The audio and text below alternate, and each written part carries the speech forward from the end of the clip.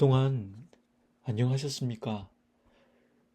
그 길을 걷는 교회 수요 묵상 사무엘 하 생각입니다. 휴가를 보내고 다시 사무엘 하 생각을 준비할 때쯤이면 선선한 날씨가 되지 않을까 예측했지만 자연의 섭리라고 하는 게 제 마음과 같지는 않습니다. 지금까지 잘 참아온 우리가 좀 더 인내한다면 어느 때보다 기다린 가을이 다가오지 않을까 싶습니다. 오늘부터 다시 사무엘하 생각으로 수요일마다 말씀으로 여러분들을 섬기고자 합니다.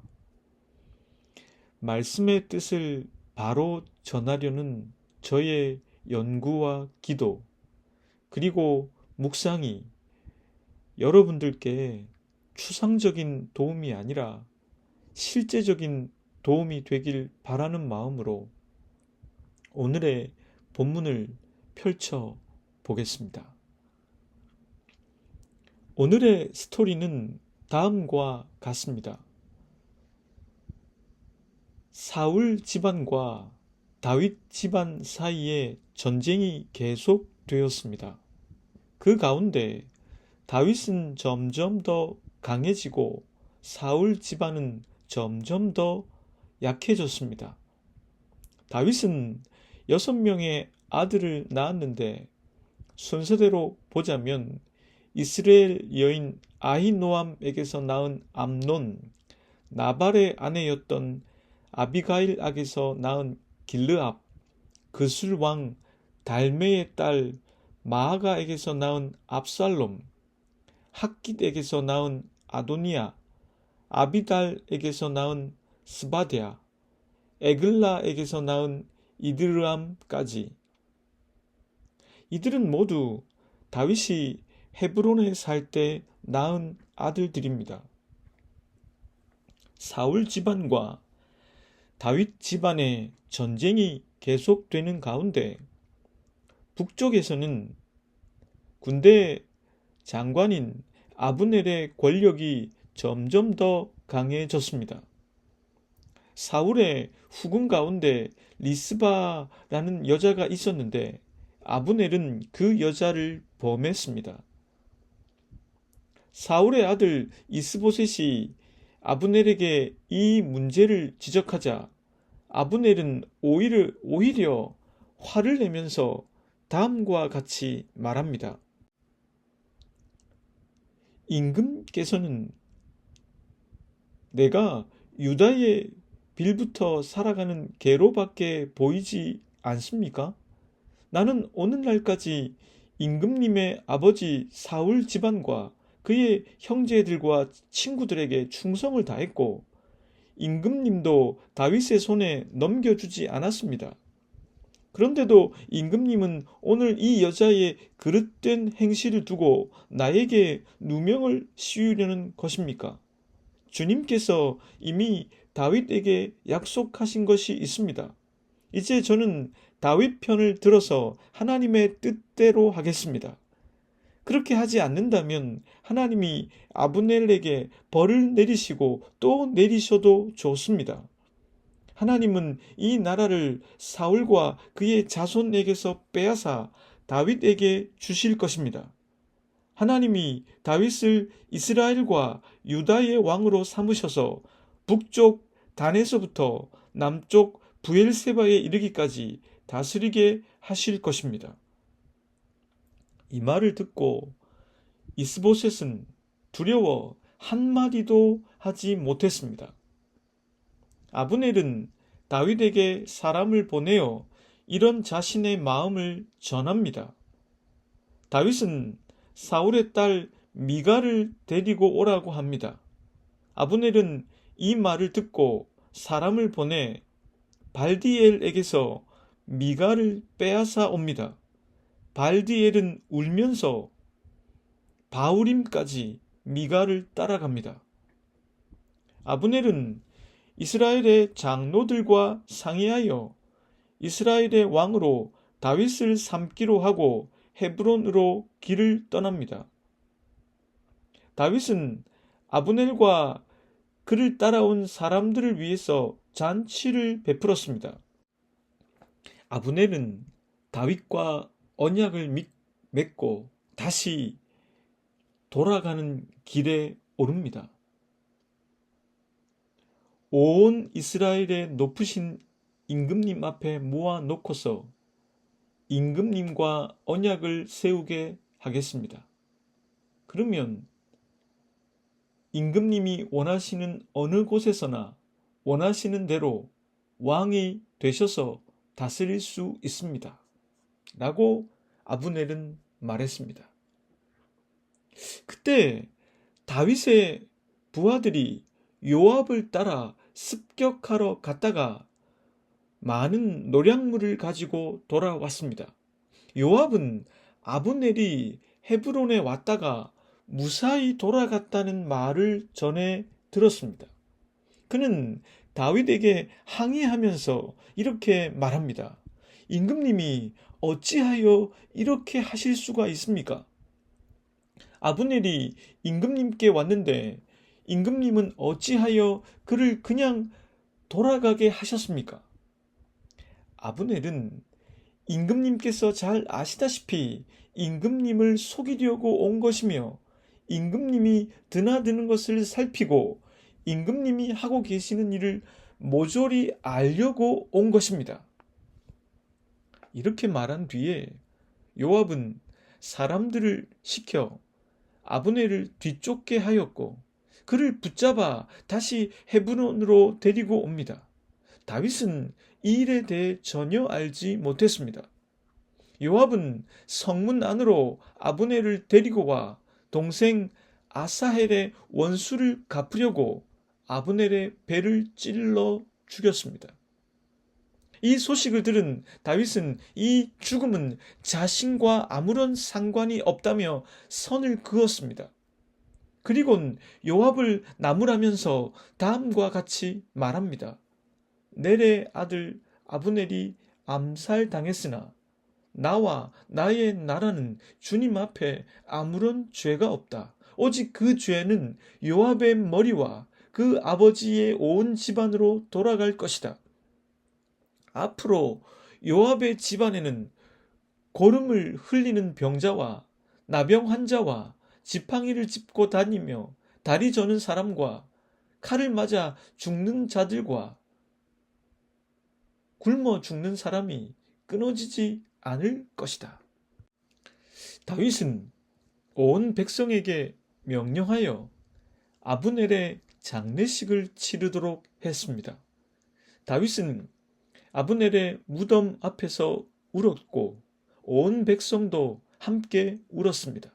그리고 다윗은 다음과 같은 조가를 불렀습니다. 어찌하여 어리석은 사람이 죽듯이 그렇게 아브넬이 죽었는가? 그의 손이 묶이지도 않았고 발에 쇠고랑이 채이지도 않았는데 악한 자들에게 잡혀 죽듯이 그렇게 쓰러져서 죽었는가?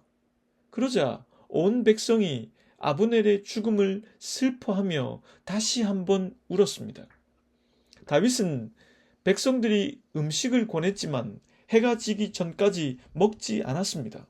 이 모습을 본 백성들은 그것을 좋게 여겼습니다. 그제서야 이스라엘의 백성들은 아브넬을 죽인 것이 다윗의 지시에 의한 것이 아님을 알게 되었습니다. 이때 다윗은 이렇게 말합니다. 스루야의 아들들이 나보다 더 강하니 비록 내가 기름 부음을 받은 왕이라고는 하지만 보다시피 이렇게 약하오. 그러므로 이런 악을 저지른 사람에게 주님께서 그 죄악에 따라 갚아주시기만 바랄 뿐이요. 오늘 본문을 시작하면서 저자는 다음과 같은 문장을 쓰고 있습니다. 본문 1절 말씀입니다. 사울의 집과 다윗의 집 사이에 전쟁이 오래매 다윗은 점점 강하여 가고 사울의 집은 점점 약하여 가니라. 이것은 지난 시간 살핀 사무엘하 2장을 통해서도 확인할 수 있는 대목입니다.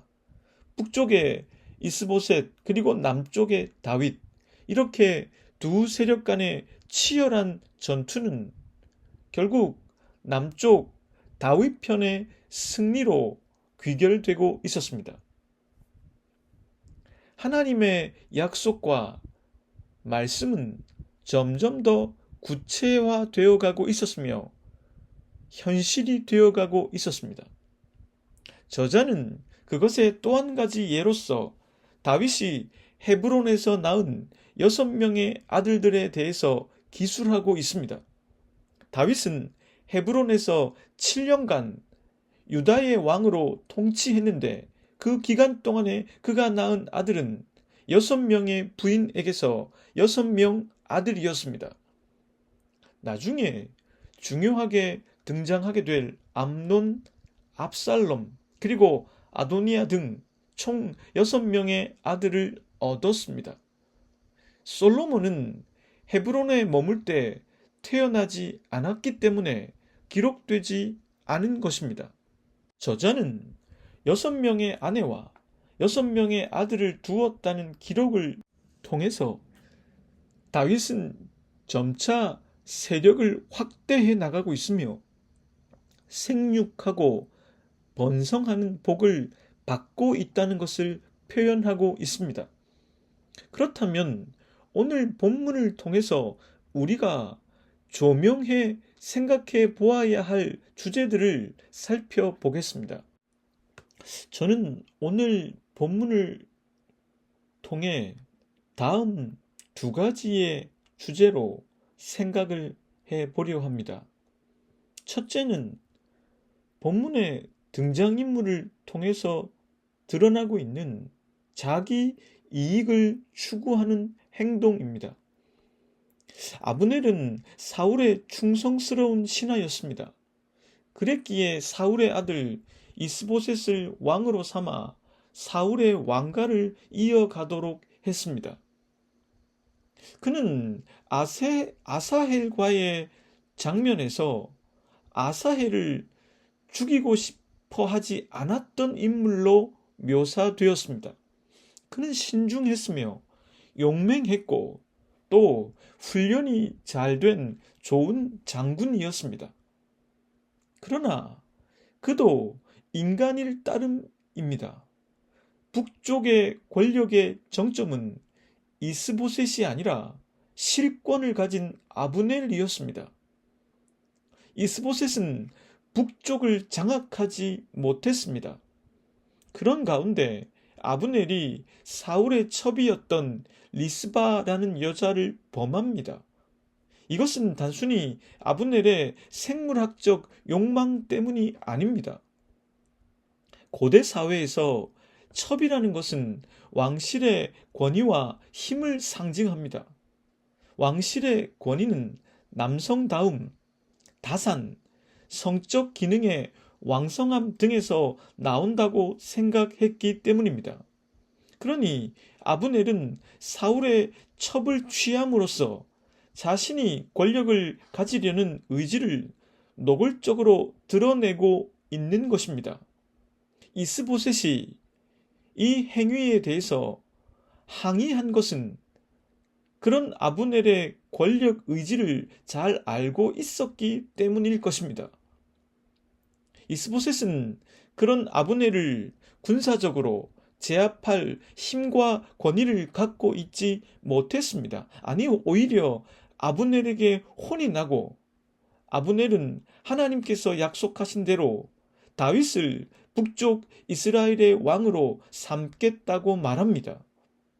아브넬은 자신의 권력욕을 향하여 나아간 사람입니다. 그 권력욕 때문에 사울의 첩을 범했고 왕으로 세운 이스보셋의 항의에 도리어 화를 냈습니다. 다음으로 생각해 볼 등장인물은 다윗입니다. 아브넬이 다윗에게로 와 언약을 맺고 북쪽 이스라엘을 바치겠다고 합니다. 아브넬은 장로들과 의논하고 공식적으로 언약을 맺으려고 했습니다. 다윗은 이런 아브넬을 반겼고 한 가지 조건을 제시합니다. 그것은 자신과 결혼할 뻔했던 사울의 딸 미갈을 자신에게로 데려오라는 것이었습니다. 다윗은 왜 이 같은 조건을 내걸었을까요? 이미 미갈은 발디엘의 아내가 돼 있었는데 말입니다. 신학자들은 대체적으로 이 이유를 다음 두 가지로 정리하고 있습니다. 첫째, 다윗은 아브넬의 충성심을 시험해 보고 싶었다는 것입니다. 아브넬을 완전히 믿을 순 없었기 때문에 이런 테스트를 통해서 아브넬의 진정성과 충성심을 살펴보려 했다는 것입니다. 둘째, 미갈은 사울의 딸이므로 공주입니다. 미갈을 자신의 아내로 삼게 된다면 북쪽 사람들의 마음을 얻을 수 있게 된다고 생각했을 것입니다. 미갈을 얻어 사울의 정통성을 이어받아 자연스럽게 북쪽 이스라엘의 왕으로 서가려는 계획을 세웠던 것입니다. 다윗은 머리가 좋은 사람입니다. 꿈보다 해몽인지는 모르겠지만 제 생각으로도 다윗은 이렇게 몇 수를 앞서 내다보고 미갈을 데려오도록 했을 것입니다. 저는 이 부분을 해석함에 있어서 저자가 쓴 한 문장이 의미가 있다고 생각합니다. 본문 16절 말씀입니다. 그의 남편이 그와 함께 오되 울며 바후림까지 따라왔더니 아브넬이 그에게 돌아가라 하매 돌아가니라.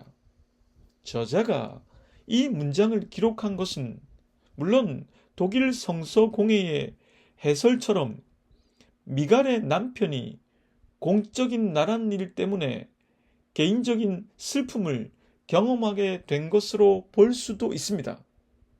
허나 다윗이 미갈을 데려오라고 하는 의도가 공적인 것이라고 해도 그 안에 다윗의 개인적인 이익을 추구하는 마음이 전혀 없다고 생각할 순 없습니다.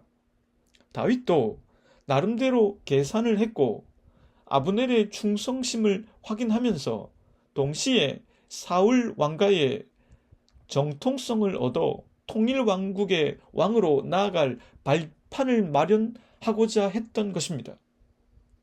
그런 다윗은 마치 우레아의 아내 밧세바를 빼앗듯 발디엘에게서 미갈을 빼앗았습니다. 다윗도 자기 이익을 추구하지 않은 것은 아니라는 뜻입니다. 다음으로 생각해 볼 인물은 바로 요압입니다. 다윗에게는 3명의 용장이 있는데 그들은 모두 스루야의 아들들입니다. 요압, 아비세, 그리고 아브넬에게 죽은 아사헬까지. 요압이 없는 가운데 다윗과 아브넬이 언약을 체결했다는 소식을 요압이 들었습니다. 그는 그것에 동의할 수 없다는 태도를 보입니다. 왜냐하면 아브넬은 자신의 형제 아사헬을 죽인 원수이기 때문입니다. 요압은 결국 이미 떠난 아브넬을 다시 잡아오도록 해서 자신의 손으로 직접 죽입니다. 원수를 갚은 것입니다. 다윗은 이 일에 대해 전혀 몰랐습니다. 요압은 왜 이렇게까지 했을까요? 본문을 통해 두 가지 해설이 가능한데요. 첫째로는 다윗의 장악력도 아직까지 온전하지 않았다는 뜻입니다. 헤브론에서 남쪽 유다의 왕이 된 다윗이지만 그의 권력은 아직 온전하지 않았습니다. 그는 모든 것을 장악하지 못했습니다. 요압은 그러한 배경 속에서 자신의 왕 앞에 충성을 맹세한 북이스라엘의 장군을 죽일 수 있었던 것입니다. 둘째로는 요압이 아사엘에 대한 복수 때문에 아브넬을 죽인 것으로 묘사하고 있지만 그것만이 다가 아닐 것입니다. 만약 이대로 언약이 이행된다면 다윗은 남과 북 이스라엘의 왕이 되고, 그렇게 되면 아브넬은 요압과 같은 반열의 대장군이 될 수 있습니다. 아브넬은 충분히 그런 위치에 오를 수 있는 능력과 태도를 갖고 있고, 또 이 일에 공신임에 틀림이 없습니다.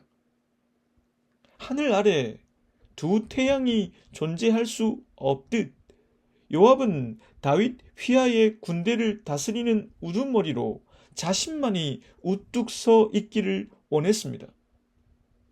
다윗이 아브넬과 평화의 언약을 맺은 것에 대해서 그런 이유로 동의할 수 없었던 것입니다. 요압은 나라의 미래를 생각하지 않고 있습니다. 만약 그가 조금이라도 다윗과 나라의 미래를 생각했다면 이렇게 하면 안 될 것입니다. 아브넬을 죽인다고 하는 것은 북쪽 이스라엘과의 전쟁을 의미하는 것일 수도 있고, 나라를 바치겠다고 찾아온 북쪽의 사람들과 함께 하지 않겠다는 의미일 수 있기 때문입니다. 그러니 요압의 이 판단은 매우 어리석은 것입니다. 요압의 이 행동에서 사려 깊은 뜻이나 의미가 보이지 않습니다. 그는 자신의 이익을 추구했고 또 복수심에 불타 이렇게 행동한 것입니다.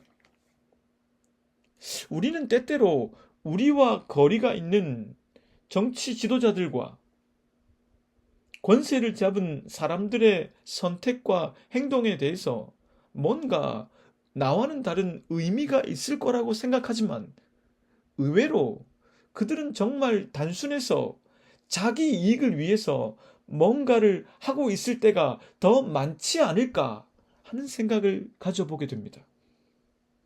그리고 이런 생각도 해보게 됩니다. 사람들과 관계를 맺으면 맺을수록 왜 사람은 합리적이기보다는 비합리적일 때가 많을까? 그러다 제 자신이 어떤 사람인가 성찰해 보게 됩니다. 작은 공동체를 이끌면서도 제 이익에 대한 열망이 없지 않아서 기도할 수밖에 없는 제 자신을 보면서 자기 이익을 추구하는 게 인간의 보편적 특성이 아닐까 생각해 보게 됩니다. 그러면서 이런 질문 앞에 서게 됩니다. 그럼 그렇게 인간이 자기 이익을 추구하는 가운데 하나님은 어디 계시며 무엇을 하고 계실까? 둘째 생각은 이 문제를 다루어 보겠습니다. 이 문제를 다룸에 있어서 저는 무라카미 하루키의 한 문장을 소개하고 싶습니다.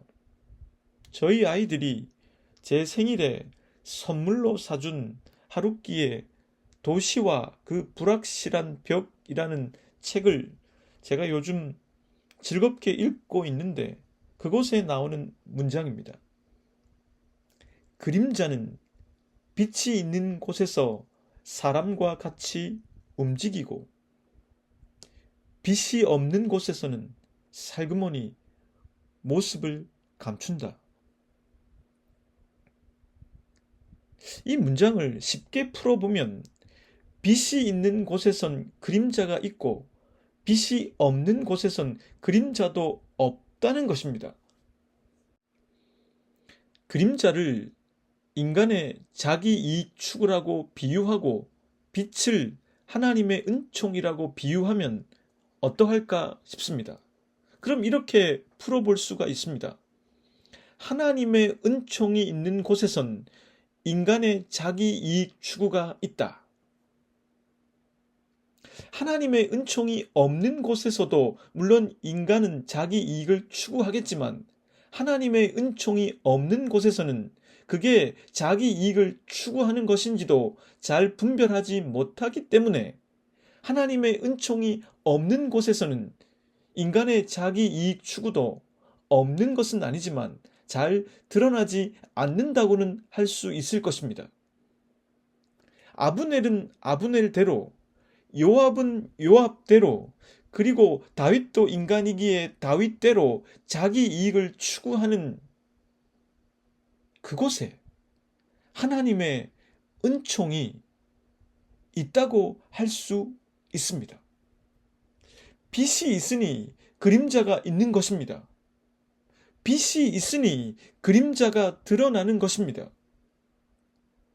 그런데 저자는 오늘 본문의 이야기를 통해서 드러내고자 하는 주제가 인간의 자기 이익 추구만이 아닐 것입니다. 저자가 드러내려고 하는 것은 다윗이 어떻게 남쪽과 북쪽 통일 왕국의 왕으로 나아갈 수 있었는가 하는 그것을 말하고 싶을 것입니다. 하나님께서는 사울을 버리시고 다윗을 선택하셨는데 어떠한 과정을 통해서 다윗이 남쪽과 북쪽의 왕으로 세워지게 되었는가를 이 본문은 전해주고 있습니다. 아브넬의 권력욕이 결국 이스보셋을 버리게 만들었지만 결국 아브넬이 하나님께서 다윗을 선택하셨다는 것을 인정하고 있었습니다. 본문 9절의 말씀입니다. 여호와께서 다윗에게 맹세하신 대로 내가 이루게 하지 아니하면 하나님이 아브넬에게 벌 위에 벌을 내리심이 마땅하니라. 이것은 아브넬이 이스보셋에게 한 말입니다. 아브넬은 하나님께서 다윗을 선택하셨다는 것을 알고 있었고 이제 그것이 자신을 통해서 이루어지게 하겠다고 선언하고 있습니다. 다윗도 부분적으로 자기 이익을 추구하는 것 같아 보이지만 그가 하고 있는 일은 전과 같이 순전함과 정당성 그리고 적법성을 지키는 것이었습니다. 다윗은 마치 사울의 죽음 앞에서 애도하듯이 아브넬의 죽음 앞에서 애도합니다. 그리고 아브넬을 죽인 요압에 대해서는 하나님께서 벌을 내리실 것이라고 말합니다. 다윗은 지금 요압을 두려워하고 있는 것이 아니라 하나님 앞에서 바른 것, 의를 선택하고 있는 것입니다. 다윗이 아브넬의 죽음에 대해서 안타까워한 것은 그가 하나님의 약속을 이루어지게 하는 도구가 되었기 때문입니다. 그러하기 때문에 다윗은 아브넬의 장례를 제대로 치루었습니다.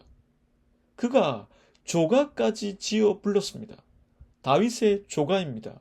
왕이 아브넬을 위하여 애가를 지어 이르되 아브넬의 죽음이 어찌하여 미련한 자의 죽음 같은고 네 손이 결박되지 아니하였고 네 발이 착고에 채이지 아니하였거늘 불의한 자식의 앞에 엎드려짐 같이 네가 엎드려졌도다 하매 온 백성이 다시 그를 슬퍼하여 우니라. 다윗은 아브넬의 죽음 앞에서 진심으로 애도하고 조의를 표했습니다. 그리고 요압의 복수에 대해서 꾸짖었습니다.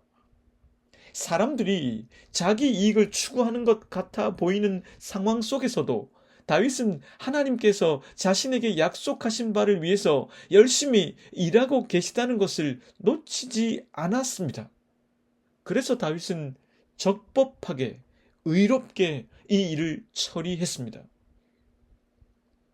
다윗이 예상한 것보다 이 일을 통해서 하나님께서 다윗에게 주신 것이 더 많았습니다. 다윗은 이 장례를 치르고 요압을 저주함으로써 아브넬을 죽이라고 지시한 것이 자신이 아님을 공식적으로 선언했습니다. 그러므로 북쪽 이스라엘 장로들과 사람들의 마음을 얻게 되었습니다. 자칫 요압의 복수 때문에 다시 전쟁으로 갈 위기를 되돌리게 된 것입니다. 뿐만 아니라 다윗은 스루아의 아들들, 그러니까 요압과 아비새를 견제할 수 있게 되었습니다. 북쪽의 이스보셋도 대장군 아브넬 때문에 온전히 권력을 쥐지 못했는데, 남쪽의 다윗도 요압과 아비새 때문에 온전히 권력을 쥐지 못했었습니다. 그런데 이 일이 계기가 되어 민심을 얻고 그들을 견제할 수 있게 되었고, 더욱 견고한 권력뿐만 아니라 권위까지 갖게 되었습니다.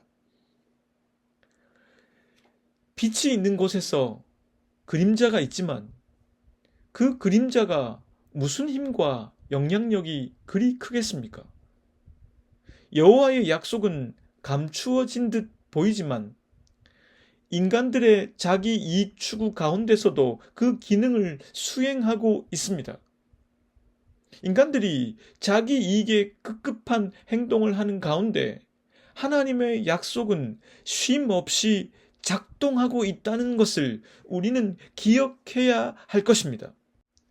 다윗은 그런 하나님을 알기에 자신이 할 수 있는 순전함을 선택했습니다.